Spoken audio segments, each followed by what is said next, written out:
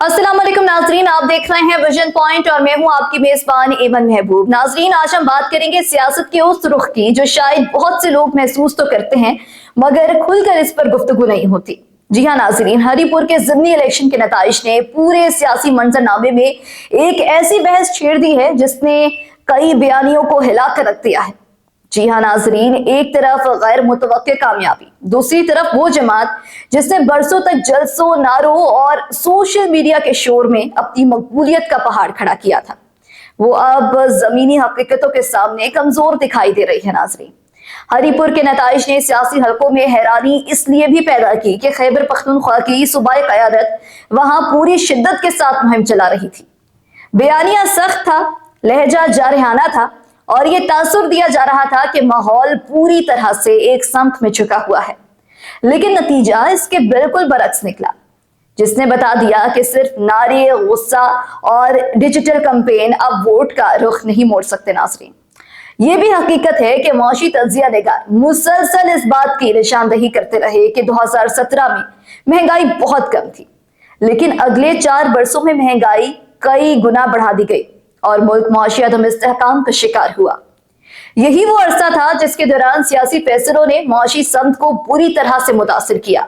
रियासती सतह पर जो मुआशी मंसूबा बंदी थी उसमें एक मखसूस सियासी प्रोजेक्ट ने रुख मोड़ दिया और नतीजा ये निकला कि मुल्क को नुकसान पहुंचा, मईशत लड़खड़ा गई और आम आदमी महंगाई की चक्की में पिस कर रह गया। आइंदा इंतखाबात के हवाले से ये सवाल जोर पकड़ रहा है कि क्या वो बड़ी सियासी जमात पीटीआई जो कभी सड़कों पर अपनी ताकत दिखाती थी, आइंदा आम इंतखाबात तक अपनी मौजूदा शक्ल में बरकरार रहेगी भी या नहीं, या इसकी साख बदल जाएगी, क़यादत बिखर जाएगी या फिर पार्टी मुख्तलिफ गिरोहों में तकसीम हो जाएगी।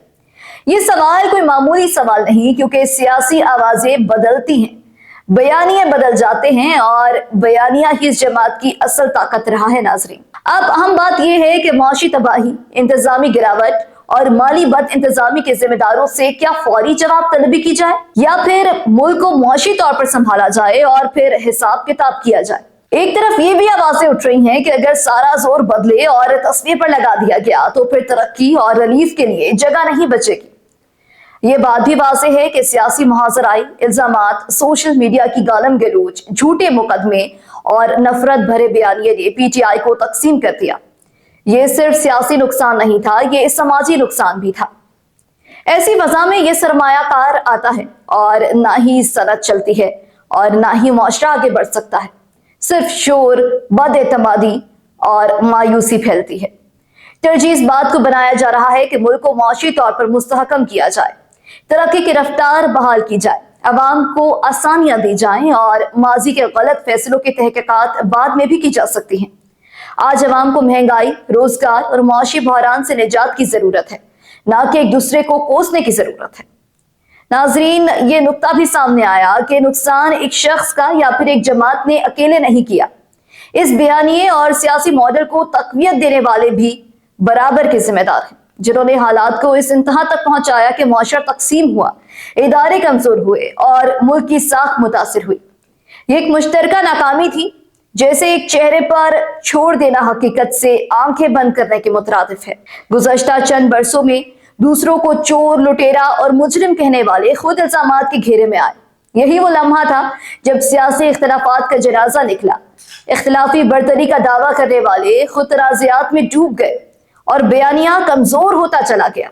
अवाम ने देखा कि जो खुद को सबसे सच्चा कहते थे वही सियासी खेल के सबसे बड़े किरदार निकले। नाज़रीन, ज़िमनी इंतखाबात ने एक पैगाम मजबूत किया कि अवाम ने कारकर्दगी को तरजीह दी है, ना कि नफरत, फितने और इंतशार को। ये अवामी रद्द-ए-अमल इस बात की गवाही देता है कि जज्बाती सियासत अब अपना असर खो चुकी है। लोग अब देख रहे हैं कि कौन काम कर रहा है और कौन सिर्फ बयानिए की सियासत कर रहा है। पर यह तनकीद मुसलसल रही कि इस पीटीआई ने ना कोई बड़ा तरक्याती मंसूबा शुरू किया, ना इदारों के दरमियान हम आहंगी पैदा की, ना खारिजा महाज पर पाकिस्तान की पोजीशन मजबूत की। इसके बरअक्स बदतहजीबी, टकराव और इल्जाम तराशी का माहौल आम किया गया। ऐसे माहौल में ना सरमायाकारी होती है, ना सनती तरक्की होती है, ना सिफारती दरवाजे खुलते हैं। नतीजा ये है कि मुल्क मुआशी बहरान के दहाने पर पहुंच गया। इसके मुकाबले में मौजूदा इंतजामिया ये दावा कर रही है कि मालियाती नज़्म व ज़ब्त बेहतर हुआ है और महंगाई की रफ्तार कम होना शुरू हो गई है। मगर ये भी हकीकत है कि कमी अभी बहुत कम है और आवाम अब भी मुश्किलात में है। लेकिन इतना जरूर है कि अदाद-ओ-शुमार पिछले बरसों की तरह खौफनाक रफ्तार से नहीं बढ़ रहे। नाज़रीन, ये बात भी अहम है कि जलाओ घराओ इदारों के खिलाफ मुहाजराई और फितना अंगेजी किसी कौम को तरक्की नहीं देती।